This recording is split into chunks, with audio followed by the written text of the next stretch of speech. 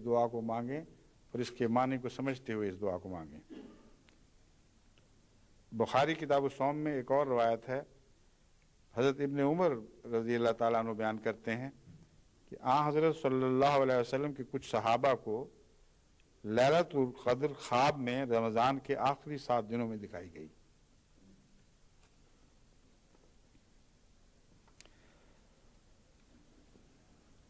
اس پر حضرت صلی اللہ علیہ وسلم نے فرمایا، میں دیکھتا ہوں کہ تمہارے خواب رمضان کے آخری ہفتے پر متفق ہیں،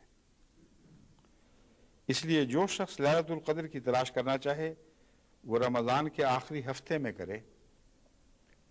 ہفتے سے مراد 7 دن ہے یہاں، آخری 7 راتوں میں، اور آخری 10 راتوں کی محنت اپنی جگہ، لیکن لیلۃ القدر کو آخری 7 راتوں میں مخصوص کرنا حضرت صلی اللہ علیہ وسلم کی اپنی رویا سے تعلق نہیں رکھتا تھا، بلکہ صحابہ کی ایسی رویا سے تعلق رکھتا تھا جن کا اتفاق ہو گیا۔ اور یہ ایسا مضمون ہے جو ہمیشہ کے لیے جاری، اسی طرح جاری ہے۔ جب خدا تعالیٰ کی طرف سے کوئی خاص فضل نازل ہونا ہو تو اکثر لوگوں کو جو رویا دکھائی جاتی ہے وہ ایک ہی مضمون کی، ایک ہی طرح کی، اور بہت سے امور میں اتفاق کرتی ہوئی دکھائی دیتی ہے۔ اس وقت اگر اس سے برعکس کوئی رویا آ جائے تو مجھے صاف پتہ چلتا ہے کہ یہ اس کی نفس کی رویا ہے، کیونکہ آسمان سے جو برکتوں کا نزول ظاہر نازل ہو رہا ہے اس کی روشنی میں تو رویا اور طرح کی دکھائی جا رہی ہیں۔ ایک اکیلا آدمی کوئی بدنصیبی کی رویا دیکھ لیتا ہے، کوئی غلط مضمون اس کو دکھایا جاتا ہے تو صاف پتہ چلتا ہے کہ اس کے نفس کا تاثر ہے۔ حقیقت میں اس کا آسمان ان رویوں کے خلاف، ان رویا صادقہ کے خلاف اس رویا کو نہیں لیا جا سکتا جو کثرت سے دنیا میں دوسری جگہ لوگوں کو دکھائی جا رہی ہیں۔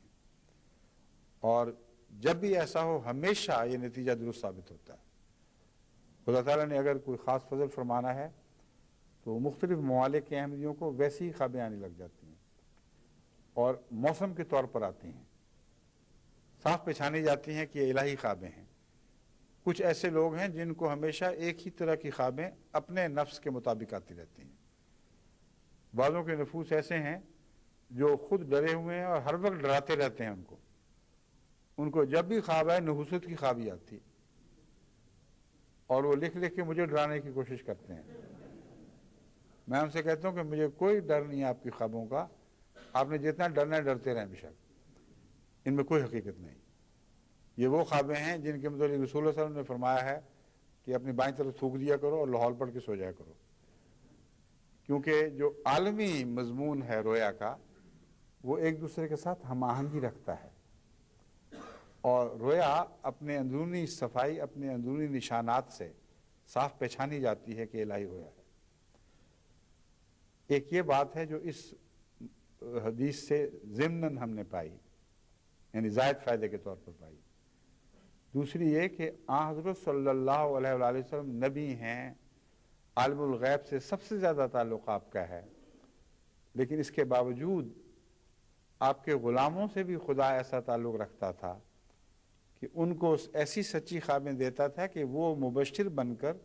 حضرت محمد صلی اللہ علیہ وسلم کی خدمت میں حاضر ہوا کرتے تھے۔ اور یہ مضمون کہ کسی شخص کو نبی کو خوشخبری دینے کے لیے چنا جائے، یہ قرآن کی دوسری آیات سے بھی ثابت ہے۔ چنانچہ وہ جو فرشتے حضرت ابراہیم کے متعلق آتا ہے کہ آپ کے پاس حاضر ہوئے، اور ان فرشتوں کے متعلق بھی اور بعض دوسرے فرشتوں کے متعلق بھی یہ کہا جاتا ہے کہ دراصل وہ انسان تھے،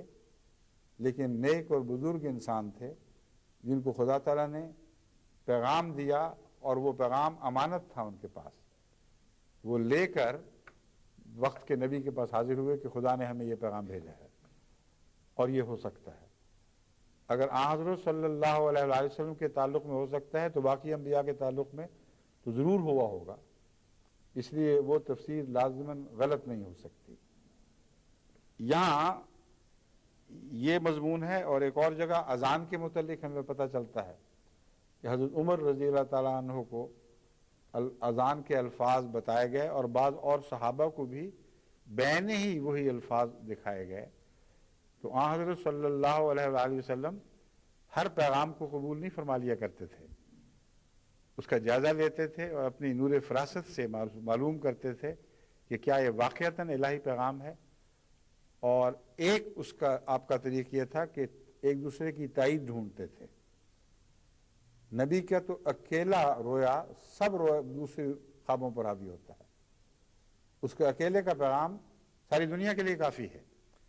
مگر جب دوسرے بزرگ کوئی دعویٰ کریں کہ ہمیں خدا نے کچھ بتایا ہے تو ان کا اکیلا پیغام کافی نہیں۔ تبھی بعض لوگ استخارے کے جواب میں جب مجھے کہتے ہیں کہ جی ہمیں تو یہ خواب آئی ہے، میں ان سے کہتا ہوں کہ تم کون سے نبی ہو کہ تمہاری ایک ہی خواب پر ہم اعتماد کر جائیں، اور بزرگوں کے بھی دعا کے لیے لکھو، سب کی جو مجموعی خوابیں تاثر پیدا کریں گی وہ درست فیصلہ ہوگا، ورنہ ایک آدھ آدمی پیٹ خراب ہوا سویا، اس کو ڈرونا خواب آ گیا، اس نے فوراً فیصلہ کر لیا کہ ابھی شادی نہیں ہونی چاہیے، یہ بالکل غلط طریق ہے۔ اور بعض لوگ تو پھر ایسا کرتے ہیں کہ حکماً رشتہ دار کو منع کر دیتے ہیں کہ رات میں نے یہ رویا دیکھی ہے، خبردار ہے جو تم نے یہ شادی کی۔ میں ان سے کہتا ہوں کہ خبردار ہے جو اس کی بات مانے، بالکل لغو بات ہے۔ دعا کرو، استخارہ کرو، اور پھر اگر تمہیں خدا تعالیٰ روکتا نہیں ہے، اگر تمہارے دل میں خدا تعالیٰ خود گانٹھ نہیں ڈال دیتا اور لڑکا یا لڑکی نیک ہیں، تو رسول اللہ صلی اللہ علیہ وسلم کے اس فیصلے کو قبول کرو کہ نیکی کو تم نے ترجیح دینی ہے، کوئی اس کے اندر برائی نہیں دیکھتے،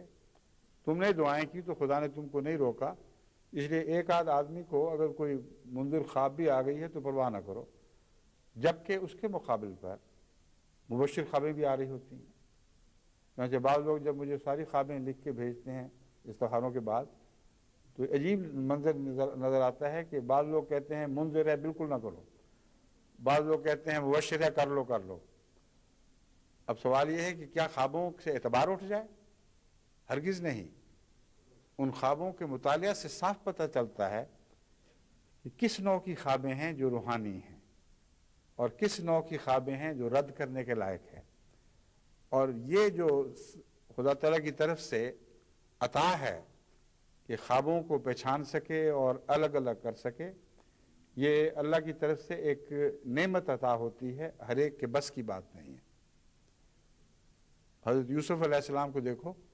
خدا نے کیسا عظیم ملکہ عطا فرمایا، لیکن پہلے بچپن کے زمانے میں جب تک یہ ملکہ نہیں ملا تھا خود اپنی خواب کی تعبیر بھی نہیں کر سکے، بھائیوں کے ہاتھ مار کھا گئے۔ تو یہ نعمت ہے جو ہبہ کے طور پر آسمان سے اترتی ہے،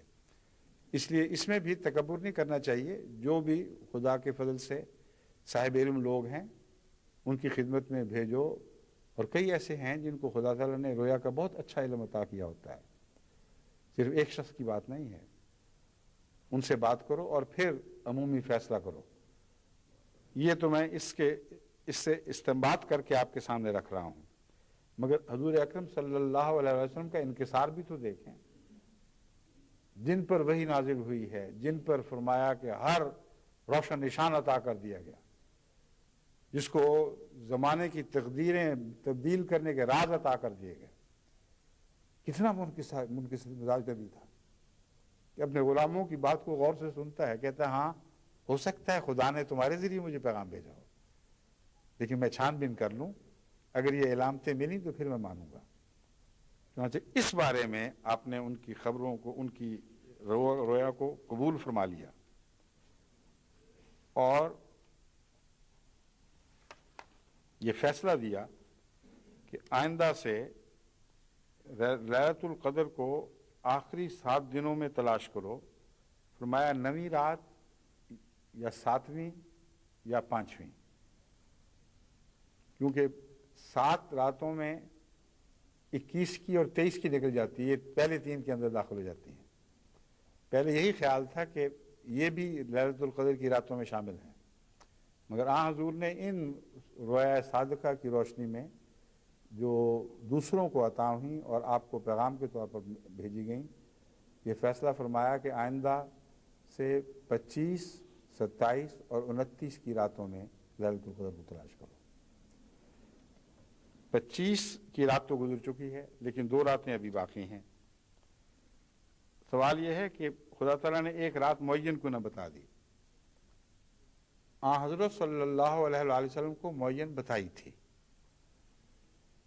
عبادہ بن صامت روایت کرتے ہیں کہ حضرت صلی اللہ علیہ وآلہ وسلم باہر تشریف لائے تاکہ ہمیں لیلۃ القدر کے بارے میں بتائیں کہ کون سی رات ہے اور کیا کرنا چاہیے۔ 2 مسلمان آپس میں جھگڑنے لگے۔ آپ نے فرمایا میں تو تمہیں شب قدر کے بارے میں بتانے آیا تھا، لیکن ان کے آپس کے جھگڑے کی وجہ سے مجھ سے یہ علم اٹھا لیا گیا۔ اب ایک اور سوال اٹھ جاتا ہے کہ حضرت صلی اللہ علیہ وآلہ وسلم کو اگر ایک خوشخبری عطا ہوئی تھی سب کو بتانے کے لیے، تو لوگوں کے جھگڑے کی وجہ سے وہ واپس کیوں لے لی گئی؟ ایک خیر کے بدلے شر پیدا ہو گیا، مگر یہ درست نہیں۔ حضرت صلی اللہ علیہ وسلم فرماتے ہیں اس میں ہو سکتا ہے اس میں تمہاری بھلائی ہو۔ بس وہ جو ایک رات بتائی گئی تھی وہ دراصل رسول اللہ صلی اللہ علیہ وسلم کو اپنی ذات کے لیے بتائی گئی تھی، اور جہاں تک امت کا معاملہ ہے تقدیر یہی تھی کہ ان کو پتہ نہ چلے کہ کون سی رات ہے۔ اور بھلائی اس میں وہی ہے جو ایک کہانی کی صورت میں ہمارے سامنے بیان کی جاتی ہے۔ کہتے ہیں ایک شخص مرنے لگا تو اس نے اپنے بچوں کو اکٹھا کیا اور نصیحت کی کہ دیکھو میں نے کھیت میں جو جتنا بھی اس کو کھیت اس کے پاس تھا، اس کھیت میں میں نے ایک جگہ خزانہ دفن کیا ہے، تو میرے مرنے کے بعد کھود کے تلاش کر لینا، یہ نہ ہو کہ وہ دبا ہی رہ جائے۔ اس کے بعد انہوں نے کدالیں اٹھائیں اور اتنی محنت کی کہ اس ساری زمین کا چپا چپا کھود ڈالا اور کوئی خزانہ نہ ملا۔ تو ایک عقل والا راہگیر تھا، اس نے کہا یہ کر کیا رہے ہو، تم نے تو حشر کر دیے زمین کا۔ انہوں نے کہا ہمارے ابا نے یہ کہا تھا مرتے مرتے کہ یہاں تمہارے لیے خزانہ دفن ہے، ہم نے تو ڈھونڈا ہمیں تو کچھ نہیں ملا۔ انہوں نے کہا یہی تو خزانہ ہے، تم نے اس زمین پر اتنی محنت کی ہے کہ اب جو کچھ بھی ڈالو گے وہ سونا اگائے گا، جو بیج ڈالو گے وہ سونا اگائے گا۔ اور واقعتاً جب اس زمین کو انہوں نے کاشت کیا تو ایسی فصل حاصل ہوئی کہ کبھی خواب و خیال میں بھی نہیں تھی۔ تو حضرت صلی اللہ علیہ وآلہ وسلم تو ہر رات ہی کو سجایا کرتے تھے۔ آپ کو اگر وہ رات بتا دی گئی تو یہ مطلب نہیں تھا کہ باقی راتوں میں آپ عدم نہ آرام فرمائیں اور آپ کہیں کہ بس اسی رات کو جاگوں گا۔ ہم کمزوروں میں کثرت سے ایسے لوگ ہیں جو ایک جمعے کے انتظار میں سارا سال گزارتے ہیں، اس کے بعد جمعوں سے بھی چھٹی، نمازوں سے بھی چھٹی۔ اگر ان کو رات بتا دی جاتی تو رمضان کی راتیں بھی چھوڑ بیٹھتے، ایک رات کے لیے سارا دن سوتے اور پھر اس رات ساری رات جاگتے، تو دین ایک مذاق بن جاتا۔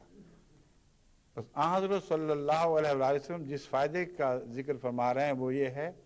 کہ تمہیں خوب محنت کرنی پڑے گی۔ اگر تمہیں 10 راتوں کی محنت کی توفیق نہیں ہے تو اللہ تعالیٰ نے آخری 7 راتوں کے اندر اس مضمون کو اکٹھا کر دیا۔ یہ 7 راتیں تو محنت کر لو۔ ان 7 راتوں میں سے اب 2 راتیں باقی ہیں، ایک رات نسبتاً آرام، مگر وہ بھی یہ نہیں ہے کہ تہجد چھوڑ دینا اس رات، کوشش کریں اور نسبتاً آرام، مگر پھر دوسری رات جو 2 راتیں ہیں، ایک 27 اور ایک 29 کی، ان راتوں میں خوب محنت کریں اور وہی مانگیں جس کی نصیحت حضرت اقدس محمد مصطفیٰ صلی اللہ علیہ وآلہ وسلم نے فرمائی ہے کہ اللہم انک عفو تحب العفو فاعف عنی۔ یہ دعا بہت عظیم دعا ہے۔ اس دعا کی قبولیت کا نشان آپ کی بات کی زندگی بنے گی۔ ایک تو یہ بات یاد رکھیں، دوسرے مختصراً میں آپ سے یہ کہنا چاہتا ہوں کہ حضرت صلی اللہ علیہ وآلہ وسلم راتوں کو عبادت میں محنت کیا کرتے تھے اور دن کو خدمت خلق میں محنت کیا کرتے تھے۔ محض آپ کی راتیں نہیں جاگتی تھیں، آپ کا دن بھی جاگ جایا کرتا تھا غیر معمولی طور پر۔ اتنا صدقہ و خیرات کرتے تھے، اتنی غریب کی خدمت کرتے تھے کہ صحابہ حیران رہ جاتے تھے کہ اتنی محنت، اتنی مشقت، جیسے آندھی چل پڑی ہو، صدقہ و خیرات کی اور غریب پروری کی، یہ آپ کا دستور تھا۔ تو صرف راتوں کو نہ جاگیں، آپ دن کو یہ بھی سوچیں کہ آپ کے گرد و پیش میں کون غریب ہیں، کون محروم ہیں، کن کی خدمت سے خدا تعالیٰ آپ کی راتوں کی دعائیں قبول کر لے گا۔ بس یہ بھی وہ عمل ہے جس کے نتیجے میں آپ کی تقدیر کے فیصلے ہوں گے۔ آپ غریب کی حالت بدلنے کی کوشش کریں، اللہ آپ کی حالت کو تبدیل فرمائے گا۔ اور آئندہ عید میں بھی میرا وہ پیغام یاد رکھیں کہ آپ کی سچی عید تب ہوگی جب آپ غریبوں کی عید کریں گے، ان کے دکھوں کو اپنے لیے اپنے ساتھ بانٹیں گے، ان کے گھر پہنچیں گے، ان کے حالات دیکھیں گے، ان کی غریبانہ زندگی پر ہو سکتا ہے آپ کی آنکھوں سے کچھ رحمت کے آنسو برسیں۔ کیا بعید ہے کہ وہی رحمت کے آنسو آپ کے لیے ہمیشہ کی زندگی سنوارنے کے موجب بن جائیں۔ ہو سکتا ہے آپ کو پہلے علم نہ ہو کہ غربت کیا ہے، اس وقت پتہ چلے اور آپ کے اندر ایک عجیب انقلاب پیدا ہو جائے۔ بس لیلۃ القدر کا صرف رات سے تعلق نہیں ہے، لیلۃ القدر کا دنوں سے بھی تعلق ہے۔ اور حضرت صلی اللہ علیہ وآلہ وسلم کے متعلق ثابت ہے کہ راتوں کی عبادتیں غیر معمولی شان کے ساتھ بڑھ جایا کرتی تھیں، اور دنوں کی غریبوں کی خدمتیں ایسا رنگ اختیار کر لیتی تھیں کہ حضرت عائشہ رضی اللہ تعالیٰ عنہ فرماتی ہیں کہ یوں لگتا تھا کہ ایک تیز رفتار ہوا میں اور بھی تیزی آ گئی ہو اور ایک جھکڑ بن جائے۔ تو اللہ تعالیٰ ہمیں حضرت صلی اللہ علیہ وآلہ وسلم کے دنوں اور آپ کی راتوں کی پیروی کی توفیق بخشے، اسی میں ہمارا مقدر سمجھے گا۔ ان مبارک دنوں اور ان مبارک راتوں کی پیروی جو محمد رسول اللہ کے مبارک دن اور مبارک راتیں تھیں، یہی ہیں جو ہماری زندگی کے 80 برس سنوار سکتے ہیں۔ اللہ ہمیں توفیق عطا